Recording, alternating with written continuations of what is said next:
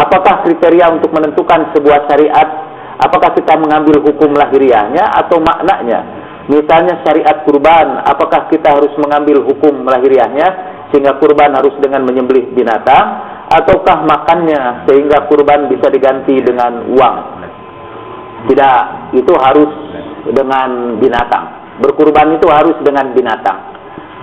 Kalau kita menggantinya dengan uang, boleh. Itu namanya bersedekah. Sama aja. Dan bisa jadi pahala sedekah lebih banyak dari pahala kurban. Sejadi. Itu hanya masalah pilihan. Tapi tidak boleh misalnya kita meninggalkan kurban dengan misalnya membiayai beasiswa.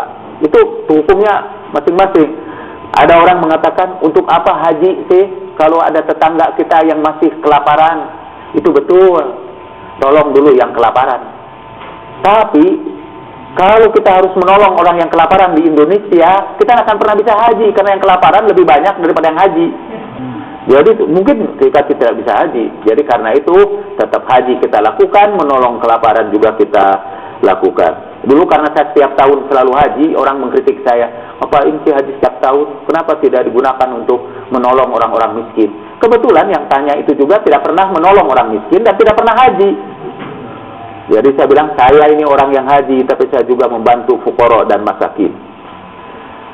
Ada aliran memang dalam Islam itu aliran makna, pokoknya maknanya saja. Yang penting dalam sholat itu bukan sholatnya jungkal-jungkal sholat, tapi elingnya. Jadi kita bisa sholat setiap saat itu. Alladzina hum fi sholatihim daimun, yang sholatnya selalu. Jadi pokoknya asal ingat kepada Allah saja, tidak perlu sholat. Orang-orang yang begitu itu memang itu rada repot, kita harus kasih contoh lah kepada dia. Jadi misalnya kita ajak dia makan, ya, Pak, yang penting itu buat Bapak bukan makannya itu, tapi di dalam pikiran aja lah, elingnya aja makan itu. Jadi silahkan Bapak menikmati, bayangkan kenikmatan makan itu udah, yang penting bukan makannya, gitu.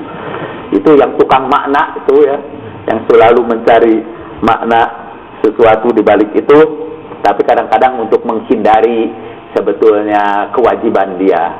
Sini ada ibu-ibu dulu belajar baca Quran, ada ibu yang menyindir, ngapain sih belajar Al-Quran sambil tidak mengerti artinya, kata gitu. Benar juga itu dia.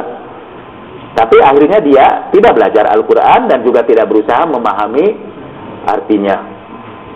Kurnaunah ngaji unggal ahad kadinya ke pengajian Pak Jalal untuk hadik kata tangga mah. Oh, betul, itu betul.